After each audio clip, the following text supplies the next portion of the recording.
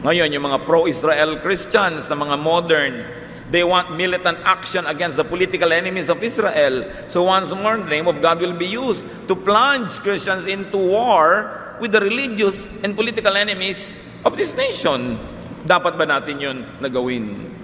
Of course, they quote the Old Testament, but remember, those are snapshots. Realities that were real in their context, but will have to be reevaluated and restudied before being applied today. Because that is a frozen idol of God. Well, God does not change. It is God's fullness that does not change. Yung mga hindi momentary snapshots lamang. Halimbawa si Jesus. Nagtatalo ang mga Samaritans at mga Jews kung sino ang tunay na mananampalataya at kung saan tunay na dapat sambahin ng Diyos. Sa Mount Zion o kaya ay sa bundok naman ng mga Samaritans. Kausap niya ang babaeng Samaritana, John 4:20-24. My ancestors worshipped on this mountain, but you Jews say Jerusalem is the only place of worship. Jesus said to her, believe me, the time is coming when you won't worship the Father either on this mountain or in Jerusalem. But the time is coming, and it already is here. Even now, the true worshipers are being led by the Spirit to worship the Father according to the truth. These are the ones the Father is seeking to worship. Sabi ng Samaritan, kami mga Samaritan dito sa Mount Gerizim nagwo-worship dahil ito ang tunay na bundok ng Diyos. Kayong mga Hudyo, pinipilit nyo na Mount Zion ang tunay na bundok ng Diyos at doon dapat mag-worship. Sabi ni Jesus, nako, darating ang panahon, iha, na hindi dito sa inyong bundok sa Mount Gerizim at hindi rin sa aming bundok sa Mount Zion ang pagsamba. Dahil ang Diyos, sabi ganon, ay gustong sambahin siya. Hindi kung saang lugar, kung saang bundok-bundok, kundi sa puso. In spirit and in truth. Sabi niya, yung panahon na yun dumating na. Ang tanong ito, ba't ang dami pa mga Christian ngayon kailangan magpunta pa sa Jerusalem para magdasal? Bakit kailangan magpunta sa Jerusalem para mag-pilgrimage? Bakit kailangan magpatsimay at magpatsimay sa mga Israelites? Dahil first class God's people sila at tayo second class lamang? Mga religious garbage. Pinalaya na tayo ni Jesus sa lahat ng yan. Sabi niya, not on this mountain, not there. At sabi pa ni Paul, wala ng Jew, walang Greek, walang slave, walang free, walang man, walang woman. Lahat pantay-pantay sa Diyos.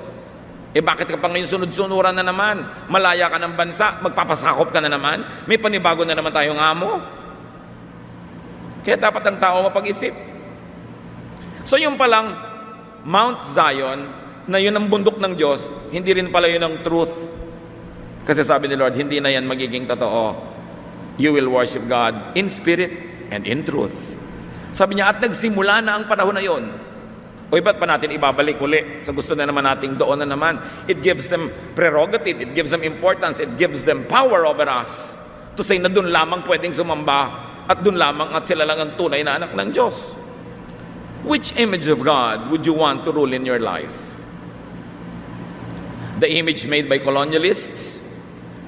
The image of God made for colonization? The image that trivializes and oppresses you? Gusto mo ba yung Diyos na maputi, maitim ka, kaya kailangan lagyan mo ng hydrogen peroxide yung ulo mo para maging kulay buhok ng mais? Ang mga santa at mga poon, matatangos ang ilong, saka magpa-opera ka para maging kamukha ka ng poon? Talaga bang may image ang Diyos? Kaya ipinagbawal ang image, nakaka-oppress. The image that affirms, accepts, or even justifies you is not what will help you. Which image of God would you like to project, to promote, to implement? A cruel God? Pwede. May Bible verses dyan. A strict God? Pwedeng-pwede. Ang dami din Bible verses. Or a kind and loving God? Ang dami lalong verses at galing pa sa bibig ni Jesus. Alin dyan ang gusto nyo? Ang laki-laki at walang hanggan ang may likha. Kaya ang dami-dami rin pwedeng pagpili ang titingnan at gagawa ng imahen. Ipinagbawal tuloy ang paggawa dahil pag gumawa ka, nalilimit ang Diyos sa imahen na ginawa mo.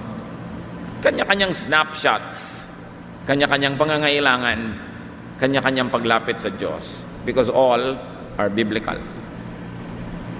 Each served a purpose for specific situations and times and needs.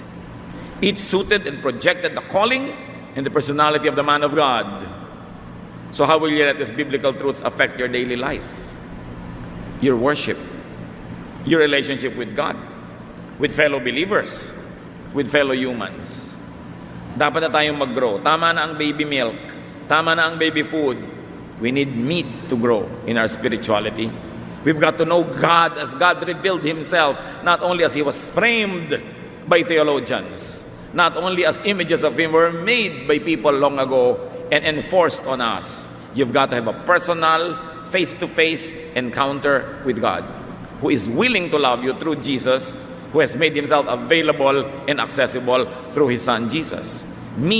Know God as God, not as an idol, not as an image, not as an impression only of others, not as an image of theologians, not a snapshot, but God who is above all, who rules heaven and earth, and it is a God who loves you in Jesus.